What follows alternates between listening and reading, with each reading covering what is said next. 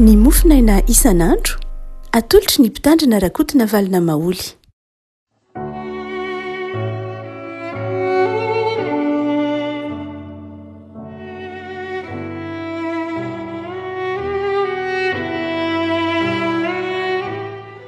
Ampifaliana no iara-panantsika ilay afaka tratra ity alatsinainy fasivy ny volana febroary ity. Ny mofinaina izay voalahatra ho antsika dia ny bokin'ny Genesis toko faharoa, Genesis toko faharoa andininy fahavalo ambin'ny folo ka hatramin'ny fahadimy amby roapolo amin'ny anaran'i Jesosy. Ary Andriamanitra nanao hoe tsy tsara raha irery raha lehilahy dia hanaovako vady sahaza ho azy izy. Ary tany no namoronan'i Andriamanitra ny biby dia rehetra sy ny voromanidina rehetra dia nidiny tany amin'ireo lehilahy ery nahitany izay hanononany azy avy. Ary izay rehetra nanononandray lehilahy ny zava-manan'aina rehetra dia izany no anarany. Dia nomendra lehilahy anarana amin'ny biby fiompy sy ny voromanidina mba amin'ny biby dia rehetra nefa tsy hita izay vady sahaza ho andra lehilahy. Ary Andriamanitra nasondry torindra lehilahy ka dia natory izy. Dia naka ny taolatezany anankiray izy ka nakombona no fosolony. Ary ny taolatezana izay nalain'i Andriamanitra tamin'ireo lehilahy dia natao amin'ny vehivavy ka nidiny tany amin'ireo lehilahy. Ary ora lehilahy ankehitriny dia taolana avy amin'ny taolako oso no avy amin'ny nofoko ity. Ity dia toy vehivavy satria lehilahy no nanalana azy. Ary noho izany ny lehilahy dia andao ny rainy sy ny reniny ka hikambana amin'ny vadiny ary dia ho nofo iray ihany ireo. Ary ny tanjaka izy mivady dia raha lehilahy sy ny vadiny nefa tsy nahalala henatra izy. Ray masonao, manao masinana amin'ny fahamarinana ny teninao,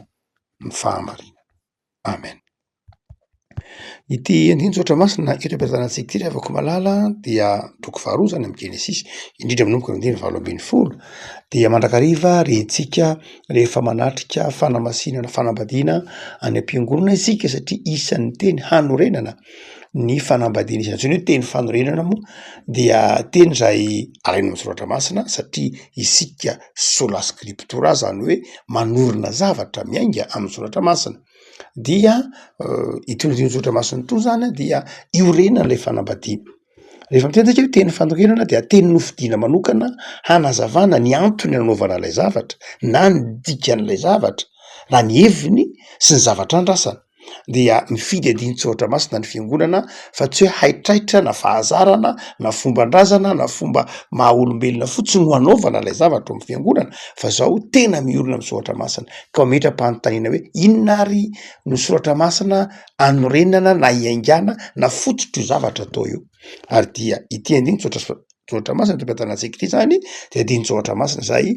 iorenana na anorenana ny fanambadiana. Io tsy misy hafa amin'ny any amin'ny fiarahamonina ihany. Any amin'ny fiarahamonina rehefa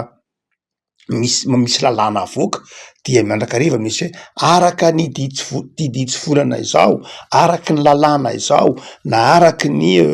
lalam-panorenana izao dia avoaka ilay lalàna rehefa avy eo. Izany hoe iny lalàna mivoaka iny dia tsy mifanohitra amin'ilay lalàna efa misy tary aloha. Tahaka izany ilay hoe teny fanorenana ao amin'ny soratra masina, teny manazava, teny izay entina manamafy ny antony hanaovana ilay zavatra anankiray. Ka eto dia ny fanambadiana dia miorina amin'ity Genesis toko faharoa andiny valo ambin'ny folo ka hatramin'ny dimy amby roapolo ity. Sy misy andininy hafa ny malakisy ny tahaka izany. Misy toko hafa amin'ny soratra masina amin'ny boky Malaky toko fahatelo fantatsika izany. Fa izay resahana amin'ity mofinaina ity dia afaka mamaly ny fanontaniana tsara mikasika ny hoe ahoana moa, inona moa ny vady sahaza, inona ny atao hoe vady sahaza, iza ny manome ny vady sahaza, ino no andrasana amin'ny vady sahaza. Izany dia hita ao anatin'ity Genesis toko faharoa izay voalahatra ao mofinaina ity. Raha mamaly izany fanontaniana izany tsika dia misy andiny soratra masina vitsivitsy hotsongaitsika anaovantsika efiteny amin'ity andiny vitsivitsy eto am-piatanantsika ity. Andiny voalohany, andiny valo ambin'ny folo. Ary Andriamanitra nanao hoe tsy tsara raha irery raha lehilahy dia hanaovako vady sahaza ho azy izy. Ity andininy ity dia efa manamafy fa tsy ny olombelona akory no nisafidy ny hoe hanambady izy na tsia. Ny fizahoana ho an'ny fanambadiana izany dia tsy fanapahan-kevitr'olombelona.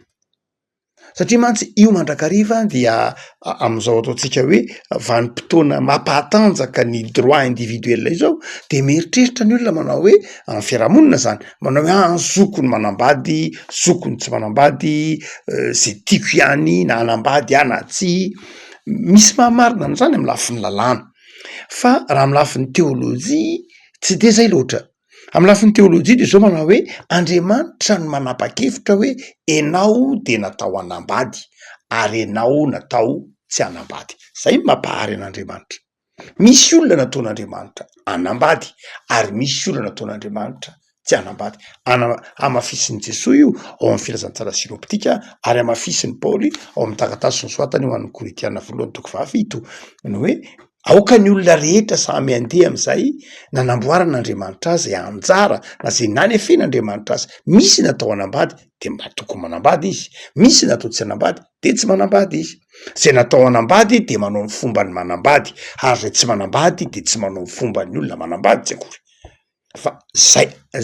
samy mandeha am'izay anjara nampanaovy ny tondrany ny tompo azy. Raha tsorona ny fomba azahoantsika azy avy am-potoana ankehitriny de ny hoe misy raha ohatra zay nazahoantsika azy fa tsy de zay loatra tsy akory hoe raha misy zany olona nataon'Andriamanitra misy logiciel hanambady ao anatiny ary misy olona nataona tsy nasian'Andriamanitra ny logiciel ny manambady ao anatiny na dia eo daholo ary zany ny tova rehetra de misy natao hanambady misy tsy atao hanambady. Misy toe-tsain'ny olona natao hanambady, misy toe-tsain'ny olona tsy natao hanambady, misy toe-batan'ny olona natao hanambady, misy toe-batan'ny olona natao tsy hanambady. Noho zany dia ity andininy ity de manamafy tsara hoe Andriamanitra ny tompon'ny inisiativa, ny tompon'ny fanapaha-kevitra hoe enao de nataoko hanambady ary enao kosa natao tsy hanambady. Io tsy misy hoe ratsy sa tsara fa izao samy araka zay nanaovan'Andriamanitra azy. Izay araka nanaovan'Andriamanitra zay de izao am'izay manome voninahitra n'Andriamanitra ary am'izay mahatsara ny fiainan'ilay mpanompon'Andriamanitra.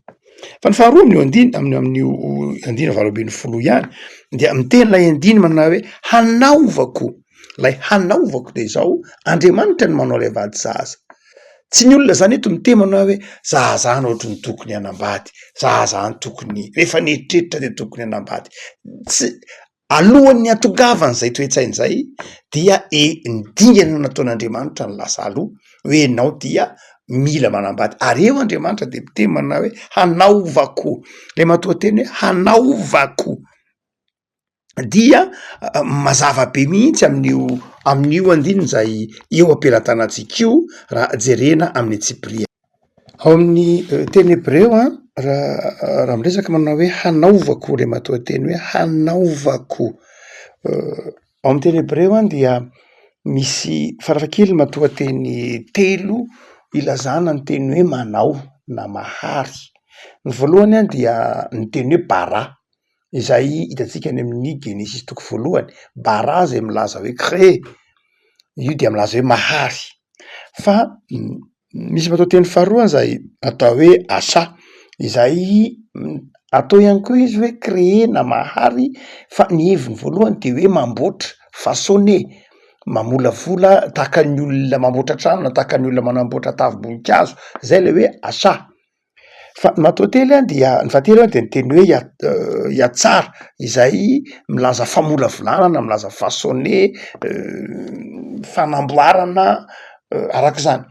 Fa ny mahasamihafa ny teny hoe bara sy asa ary iatsara dia arakaraka ny zavatra ingana. Eto amin'ity andininy ity dia miteny Andriamanitra manao hoe hanaovako vady zaza. De ny matoa-teny ampiasain'ny teny Hebreo dia asa, zany hoe façonner zany. Ary eo de ity teny hoe asa ty ara dia mandrakariva toy ny olona mihitsy manamboatra zavatra, toy ny olona manamboatra tavim-boninkazo, mamolavola fotaka na mamolamola zavatra mba ho hanana endrika manokana. Eto zany Andriamanitra raha miteny manao hoe tsy tsara raha lehilahy dia na tsy tsara ny olona de anaovako vady zaza ho azy, dia milaza matoa-teny façonnena milaza hoe hamolavola Andriamanitra mba hanana ny olona vady zaza ho azy, hanefy Andriamanitra. Zany hoe tsy miainga amy tsy misy akory Andriamanitra raha manomboatra vady zaza ho an'ny olona fa miainga am'izay efa misy izy. Zay ny dikan'ny teny hoe asa.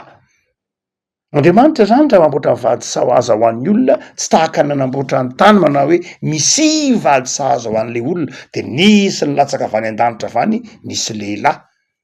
na hoe misy vady zaza ho an'ny olona de mipotra vanina tany nisy vehivavy. Tsy miainga taminy tsy misy Andriamanitra raha namboatra ny vady zaza. Raha izay de bara le matoa-teny.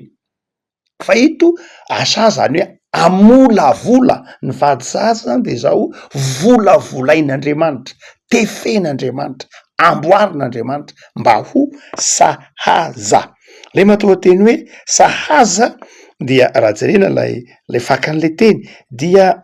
manao hoe mpanampy tandrify na mifanitsy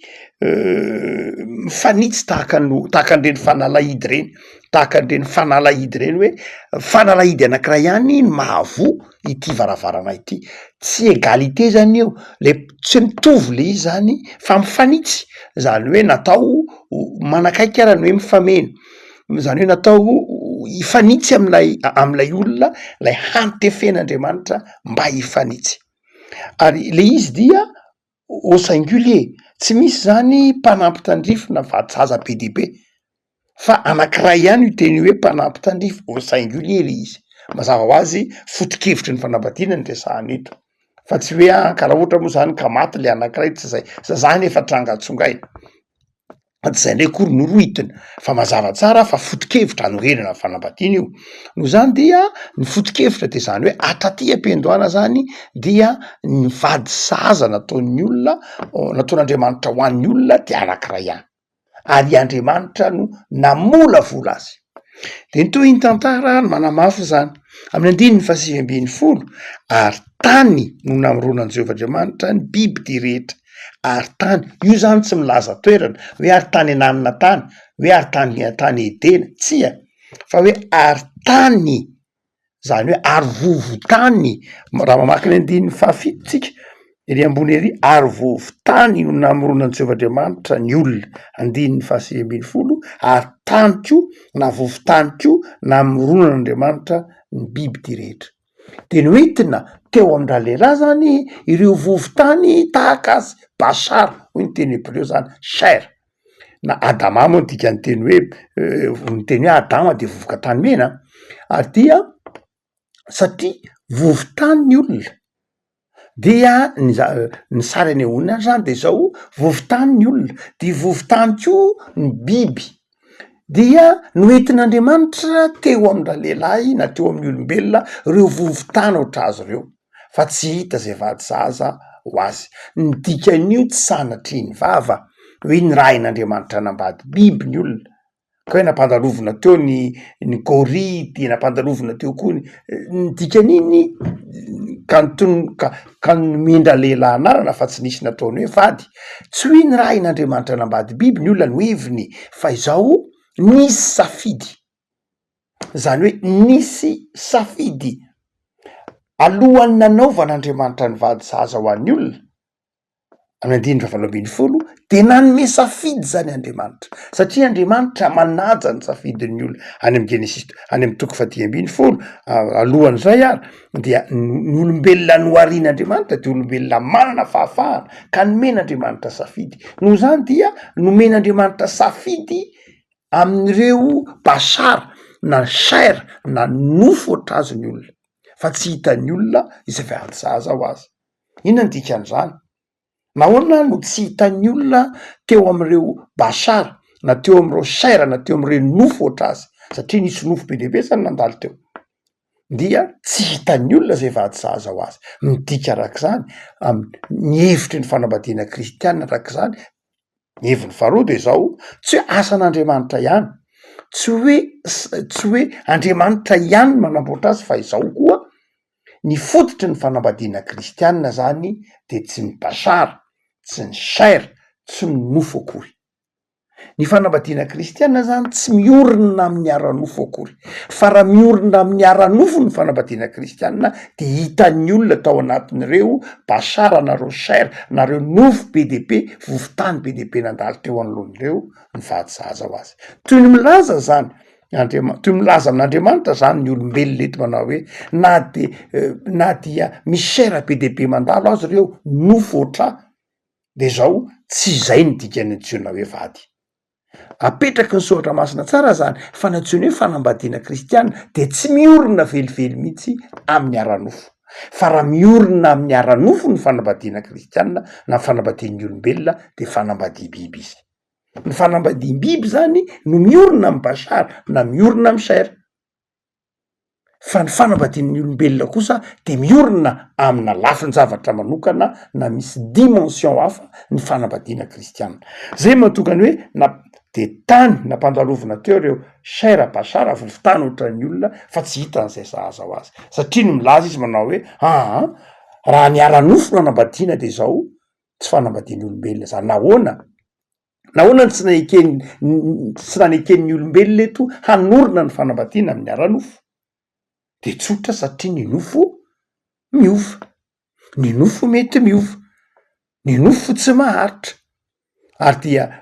porofon'izany rehefa ao anatin'ny tokantrano ny olona de mahita fa mety miova nge le nofo mety miantotra mety miketrona mety mivizana mety memarary fa izao lay fitiavana tsy miova mihitsy ny antony de zao satria tsy lay nofo no niorenany fa zavatra hafa mihitsy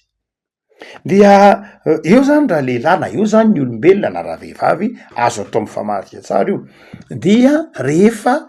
tsy hita ny teny tamin'andriamanitra amin'ny hoe na pedepengeny mandalo eo fa tsy misy natao hoe vady reny dia hoy andriamanitra niarana ny mehanao safidy mazava masina mehanao safidy fa ianao tsy nanaiky na hoe ianao satria olombelo amin'ny za tsy manambady no ny antony ara-nofo de andriamanitra hoe tsiara apatoriana ianao amin'ny andininy fa raiky amby roapolo sy ny manaraka rehetra ndika ny tena hoe napatoriana de milaza tsotra be no heviny tsy hoe anestesie général akory io ka hanao grande opération andriamanitra fa ny dikany hoe matory de milaza hoe velona fa tsy mahatsiaro saina velona fa tsy misafidy velona fa tsy mibaiko an'andriamanitra eo fa tsy mibaiko zany hoe nidikan'lay hoe natory de toy ny teny andriamanitra manao hoe za nge efa nanomehanao safidy efa nanomehanao safidy fa tsy nahita zay sahaza ho anao ianao no zany aoara hanamboarako ilay sahaza ho anao ianao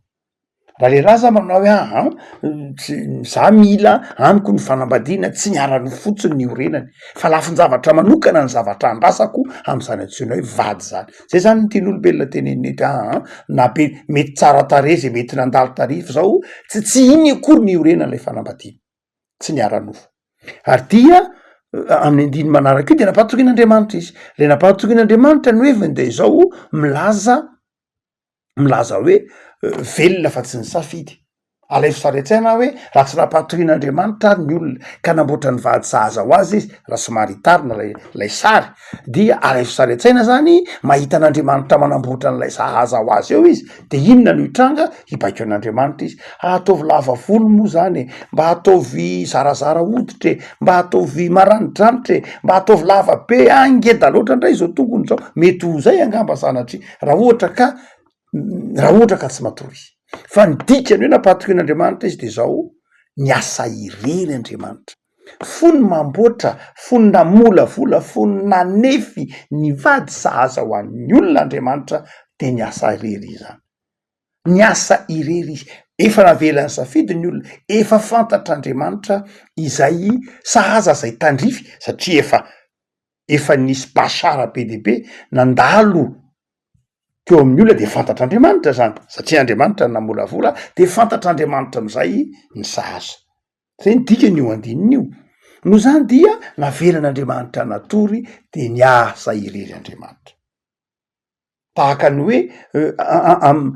fony mamboatra mivady sahaza ho an'ny olona zany andriamanitra mety raha mbola tsy manambady ianao de efa manamboatra azy any zany andriamanitra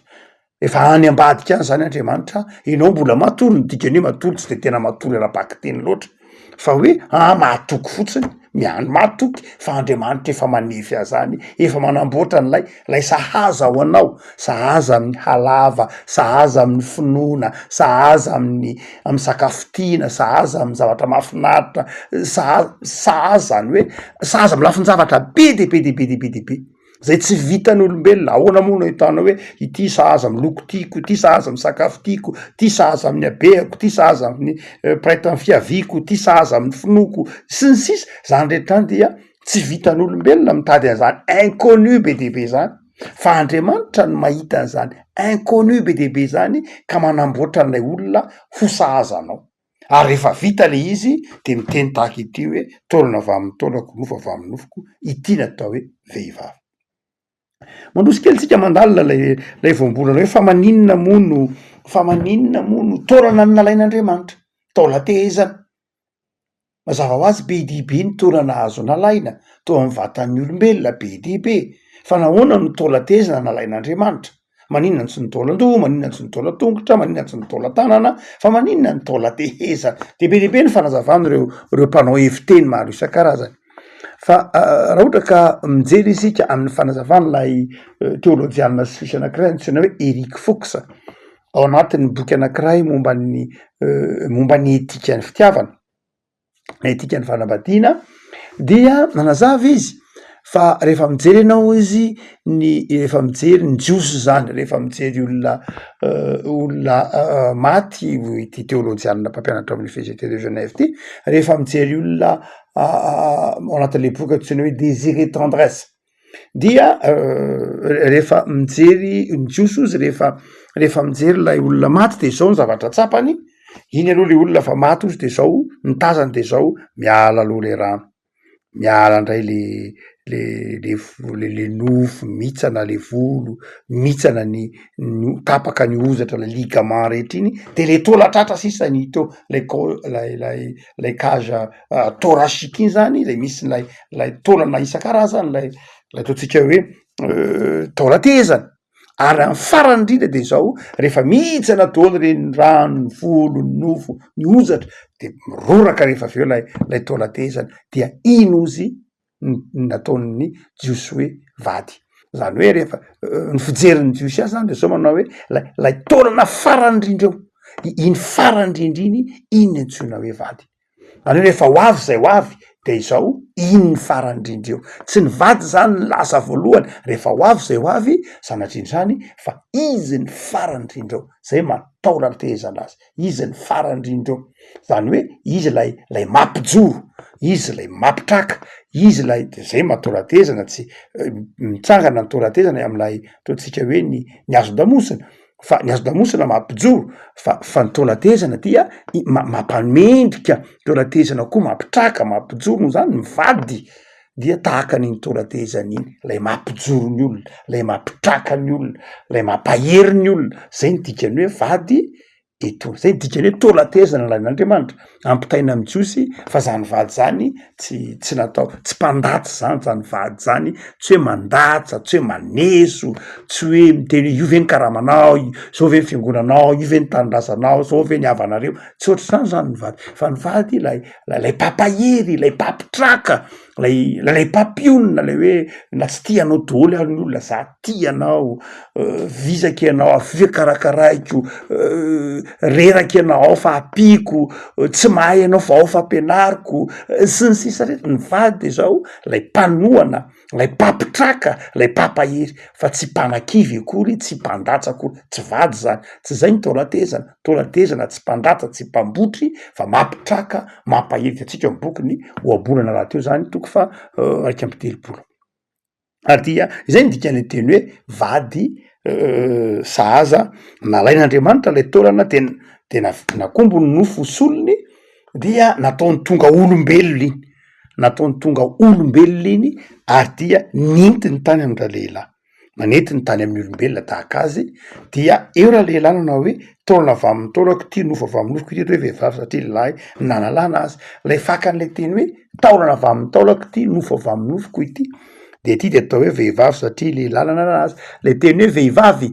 sy lay teny hoe lehilahy, amin'ny teny malagasy izy tsy mety fa misy jeu de mots mantsy ao, misy jeu de mots kely ao amin'ny teny hébreu hoe ity dia isha, satria isha ny nanalana azy, ny hoe isha de lehilahy na olombelona, tahaka ny avian'ny teny hoe Israel, ny teny hoe Israel, isha lehilahy, raha any tolona el tamin'Andriamanitra, ny Israel de hoe lay lehilahy ny fampitolona na niady tamin'Andriamanitra,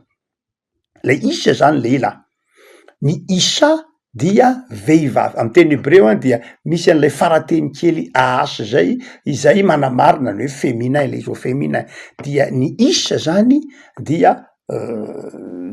manana féminin hoe ishanany vehivavy, tahaka ny teny anglais, teny anglisy mitovitovy ihany hoe ity de women satria men ny nanalana azy.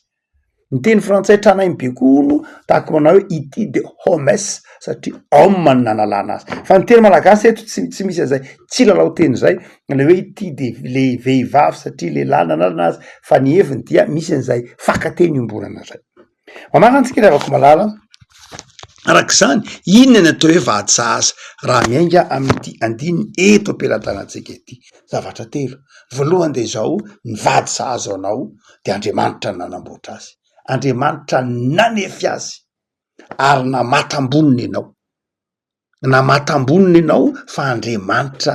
nanefy ary zay mahatonga ny olona manaja ray aman-dreny manaja fianakaviana satria reny rehetreny ny fitaovana tanan'Andriamanitra na mola vola zay le hoe asa na mola vola le olona ho sahaza ho anao zay mahatonga ny olona manaja tsy maintsy manaja ny ray aman-dreny ny poirana tsy maintsy manaja ny fianakaviana satria reny ny tanan'Andriamanitra nanefy tena mahatambonina fotsiny ianao tsy misy mihitsy olona rehefa nitolorana vady tao am-piangonana dia mitemana hoe indro ny vady sahaza ao anao tsy nisy mihitsy olona nampianatra ny vady ny tany nanaraka fa Andriamanitra daholo ny karakara azy fa efa vita efa olon-dehibe efa arisaina vita fianarana nandray rehefa miasa ny tonga entina eo anoloanao azay mahatonga ny hoe mila manaja ray aman-dreny manaja rafozana satria reny ny fitaovana dia namatambonina fotsiny na iza nanambady de zao samy namatambonina daholo ny olona rehetra efa tany sady tsy naka-pianatra tsy nanolo-kozo tsy nahamponono tsy nitsabo raha narary tsy nampianatra kolelahy tsy nampianatra katekomena efa namatambona de tokony misaotra n'Andriamanitra zay mahatonga ny fanambadiana ho fifaliana fisaorana n'Andriamanitra satria nandray avy tamin'Andriamanitra nandray avy tamin'ny fianakaviana ny fiangonana ny tanindrazana ny sekoly ny mpanabe zany rehetra zany ny fitaovana sarobidy nanaovan'Andriamanitra ilay asa nanefena ny vady sahaza maganana dia tokony atsiaro ny olona ao anatin'ny tokantrano fa sarobidy ny fitiavan'Andriamanitra ka Andriamanitra ny manefy manamboatra ny sahaza aza ny sahaza any de zao olona vady mampahery vady mampitraka vady mampionina vady zay nataon'Andriamanitra ifamiana vavaksika tompo amsoranao ny amin'ny andiny sotra masina zay nomena ho anay natokanao manokana